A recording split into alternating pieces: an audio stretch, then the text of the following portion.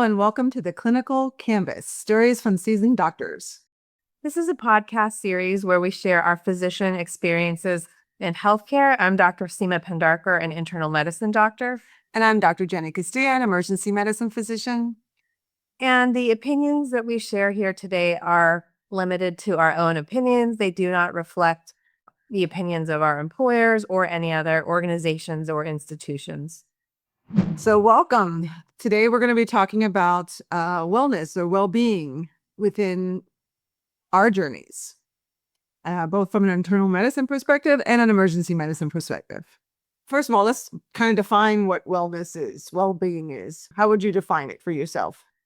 I would say that, well-being is being in a life situation or circumstance where, you can take care of your own health, you're having a positive contribution to the community and, you have a sense of joy and fulfillment and satisfaction that comes through your life while maintaining, of course, your own health and being engaged in sort of a larger community.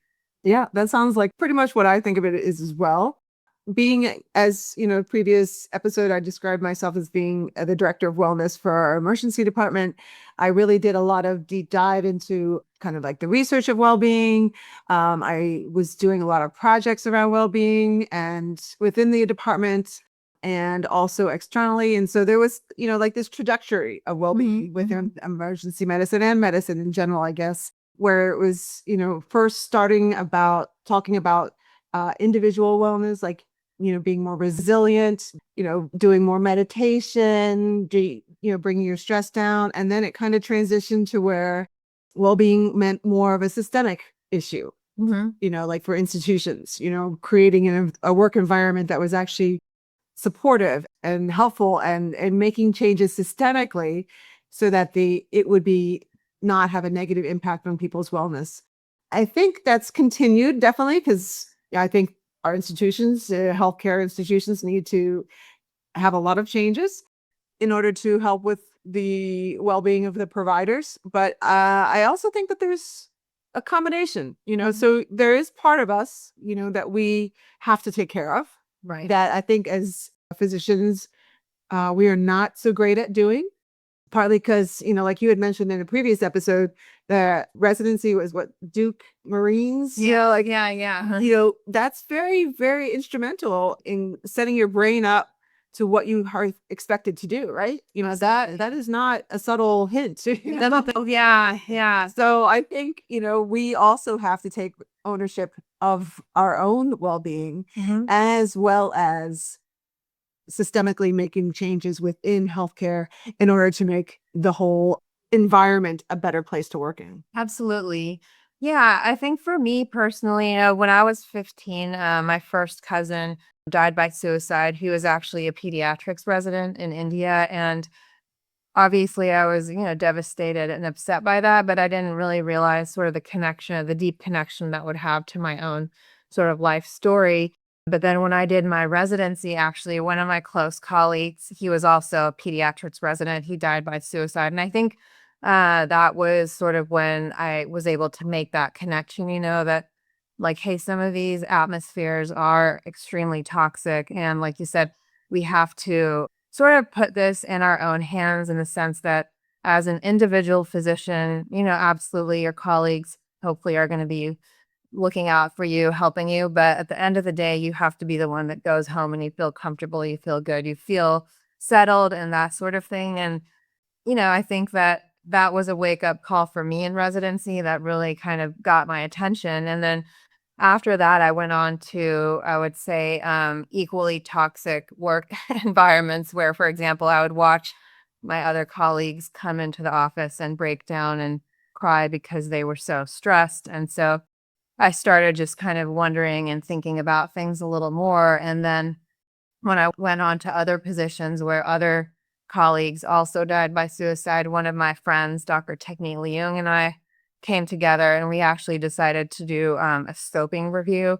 And so we looked at all the literature and the cases on physician suicide where it had been reported. And we did publish that and tried to kind of put our heads together in the community of physicians to raise awareness, at the very least. And Yeah, I think that hopefully progress is being made, but I do think at the end of the day, it's important for each physician to sort of consider how that fits into their own life. And I have had doctor friends, even recent as yesterday, somebody called me up and said, I'm really unhappy with, my current position. And I think my biggest advice related to wellness is don't be scared to pivot. There's so many different things.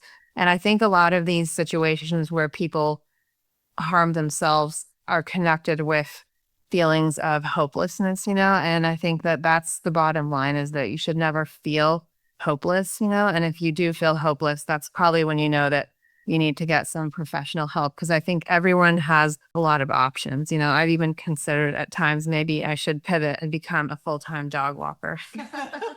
I mean, maybe I'll do that when I'm 70 or so.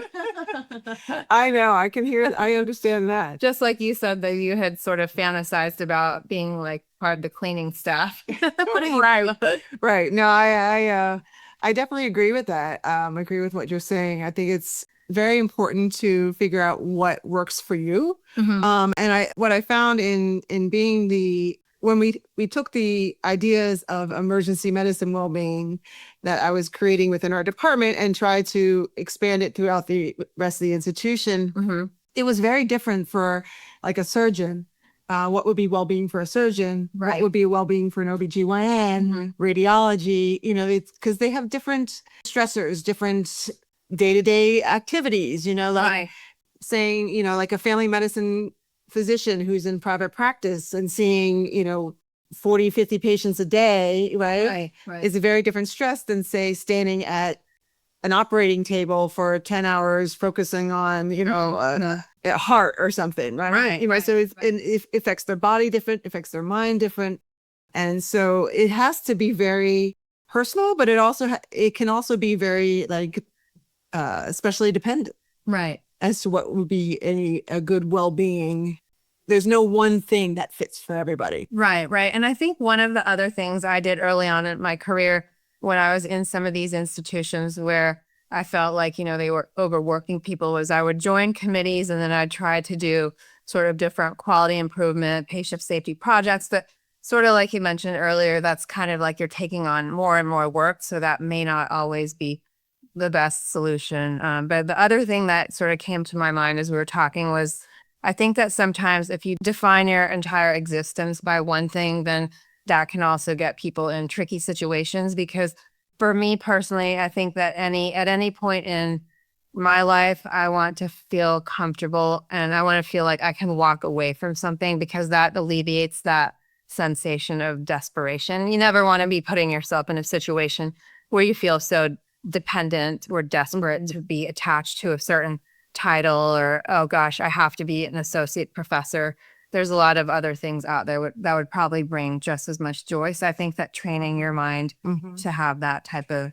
Yes, I definitely, when I left the high desirable academic situation that I was in, I felt like I was jumping off a cliff, like jumping into this like abyss of unknown, like I really felt like I didn't realize how attached I was to being an emergency medicine physician, being in an academic situation, just having that external validation of like, oh, when you're at a cocktail party or you're at a, friends gathering and what do you do? Oh, I'm an emergency medicine physician. And then, the response would be like, oh, that's really cool. I can't believe you do that. That must be really hard. What was the craziest story you had? And that's a real like ego boost, right? It is. And when I left, it's like, I didn't have that. I didn't have that external validation. I didn't have that I had to find that validation for myself. Right. And that's very, very different. Yes. And I didn't realize how attached I was to that, to being, and how much of me was being an emergency medicine physician. Right. And now being kind of having some separations from it, I realized that there's so much more of me. Exactly. Than I had even known or even realized or remembered. I probably knew it when I was younger, but just forgot about it. Right. And but having to remove myself from that situation in order to be able to see all that was really helpful. Yeah, I agree because, when I was in my first job, I was on the faculty at UCSF. So that felt pretty nice to tell people, oh, yeah, I'm on the faculty at UCSF because it's a prestigious place. It was a highly coveted type of position.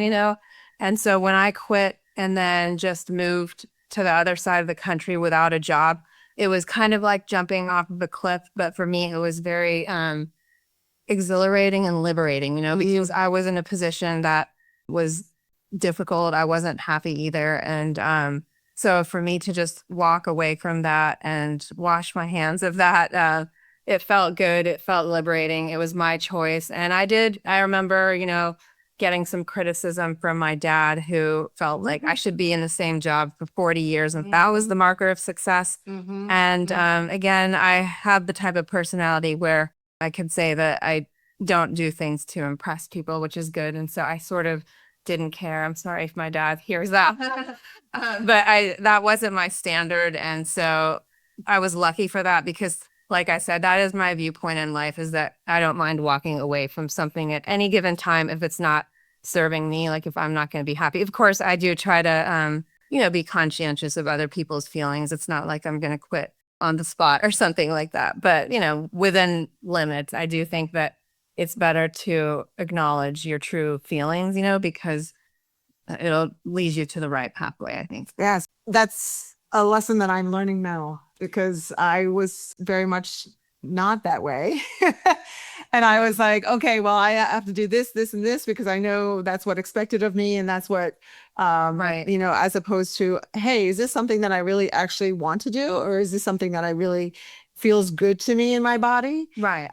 And I'm learning that lesson now. Well, that's great. That's better late than never. I mean, and I do wish that there was some type of a course that could be sort of a mandatory course for med students where they would sort of discuss these types of, it's almost like an occupational hazard type of course, like an analogy that me and my friend Tiffany had come up with when we were doing the research was that, when you're going into construction, you have to wear a hard hat to protect your head. And so when you're going into medicine, I think as a physician, there should be some other metaphorical analogy of a hard hat that would cover your whole body, sort of you have to kind of shield yourself and protect yourself from all the energy that you're getting in various clinical scenarios. And there's probably a whole other layer of things that in theory that you could do.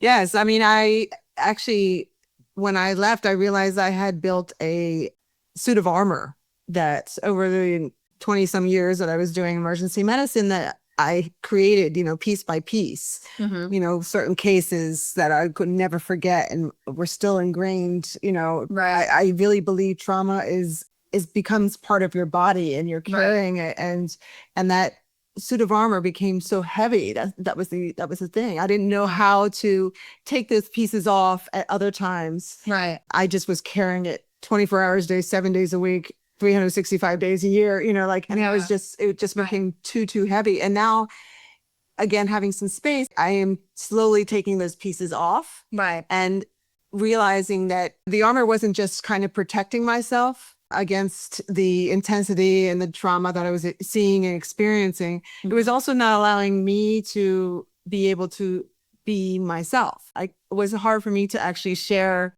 who I was and my feelings to other people or, emotions. Right. Because it guarded myself from letting it out. Right. As well as guarding myself from others. Right. So Right. I don't have an answer as to how to do that necessarily, but just be mindful. If you are finding yourself building a suit of armor per se, be mindful of taking that off at certain times so that you are able to experience your own emotions and be able to, communicate that and experience that with others. Right. Right. And I would say that for me, sort of one of the healing aspects has been actually formulating my own practice in a way has been very sort of liberating. And I feel like it's allowed me to sort of share a voice in the sense that I think in a lot of traditional institutions, I felt like I was silenced a lot when you're talking about sharing who you are and your opinion. I'm not scared to share my opinion, but it was made clear in a lot of places that it wasn't welcome, and even if it was helpful to the patients, I was silenced in various situations. And again, it's not healthy for people to be sort of oppressed in that way. And, historically speaking, I think I might be sort of one of the first people in prior generations that's been able to voice my opinion freely. And I think that means a lot. And I carry that with me in the sense that I want to make sure that I'm doing things in a way that makes sense to me, that's authentic and genuine to my true voice. And I truly feel lucky that I'm in a position to do that, because I know that oftentimes, people have certain kind of, limitations and they're not able to do that. So. Right, right. And do you have family that are physicians?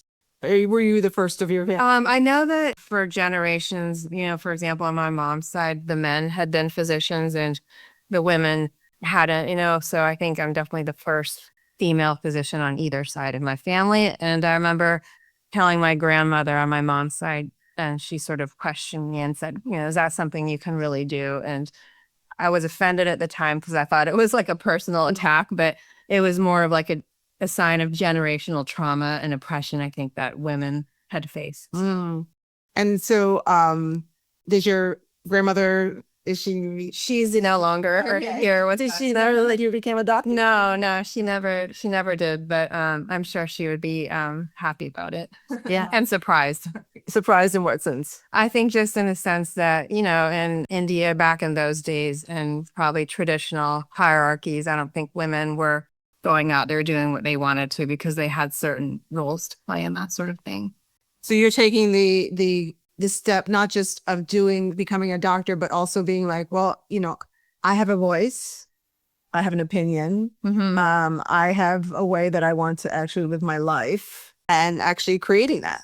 Absolutely. Yeah, that's what I strive for. And I do feel like historically, that's why I've been so quick to quit certain jobs. If I was put in a corner or made to feel like I was going to have to do something that opposed my ethical, moral values, then it was a no for me. And like I said, I acknowledge the fact that I'm lucky to be in that position, because not everybody can just quit their job and move to New York City. Right. Without a plan. So is there something that you do regularly that helps with your, on a daily, hourly, I don't even a minute thing to help with your well-being? Yeah, I would say like my top 3 or 4 things would be, waking up and meditating. And then I feel like caring for my cat and my dog is part of my wellness routine. I enjoy it.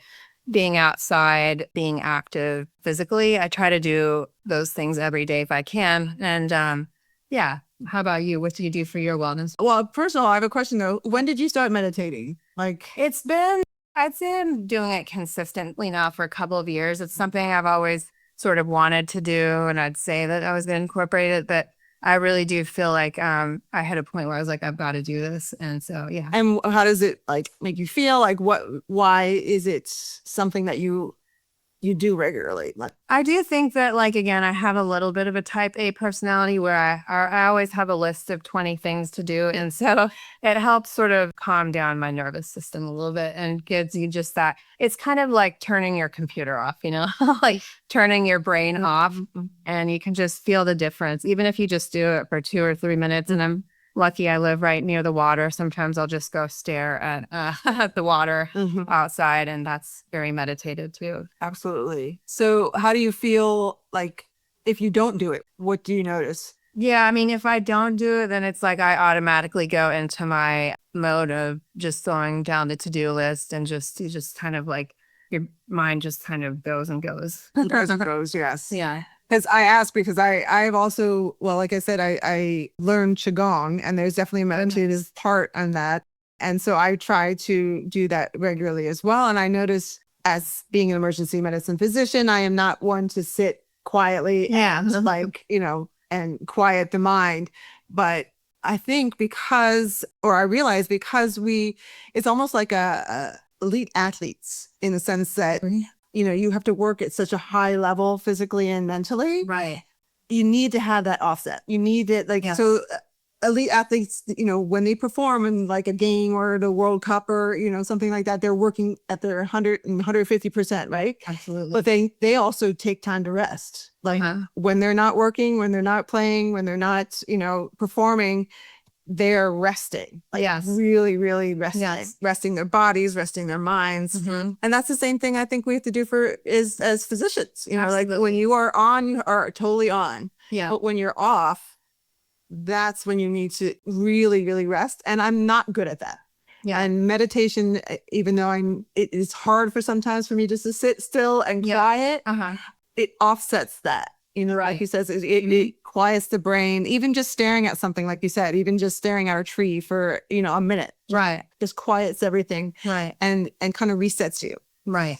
Yeah. And I think the other thing is, with all of the World Cup clips of people playing soccer, and you see how their physique is just so amazing, and you can see the sort of result of their hard work by these physiques that they have. I think that for us, it's similar, but I think that it's like our brain and our conscious and subconscious mind, which are things that are less tangible. So that's why I think it's almost kind of like an invisible muscle in a way that's been worked and developed. And it's really something that's valuable and precious, but it's easier to just kind of keep going. And like I said, I think that people will hit rock bottoms if they don't sort of do that self-maintenance. Right. Absolutely. Before my clinical shifts, now I arrive about, 10, 15 minutes early. If I drive, I sit in my car. Sometimes I drive, I sit in my car for 10 minutes and do like a guided meditation just to really quiet myself. And it really does help in terms of getting my brain ready for what I have to do for that day. And I do a practice where once I hit a certain point of either if I'm driving a certain bridge or if I'm take the subway, a certain stop, being like, okay, that part of my day is over. I'm starting a new part of my day, which is like the home part. Okay. And not carrying that, having some sort of physical or visual point that triggers my brain to be like, okay, work is done. Right. Now it's time home. Right. And it's taken years to try to get there. Yeah, it's not an easy thing to do, but you do it every time you do it. Yeah. And it becomes more automatic and it's a subtle switch, but it's a huge switch. I think it's a life-saving measure. And that's why I do think it should be like an integral tool that every physician has to implement. And then I guess wrapping up, what are your top sort of 3 to 5 wellness tips or things that you do each day? Definitely like quieting the brain, whatever that means for you. Nature, being out in nature has really, really been, I find very, very helpful in helping quiet that brain. Eating well. Oh my gosh, especially overnight shifts. Oh yeah. You can so want the sugar, the salt, the quick fixes, but having things that are more like protein based and not the quick fixes last longer so that you're actually not doing the up and downs. That's really, really helpful. And also like just recognizing what works for you and what doesn't, what part of the job connects with your values, connects with your goals. And if it doesn't, find something that does. Awesome. Great. Well, I think that sort of wraps up this episode, right? Yes, yes. All right. Oh, great discussion. Good discussion. See you guys on the next episode. Take care. Bye-bye.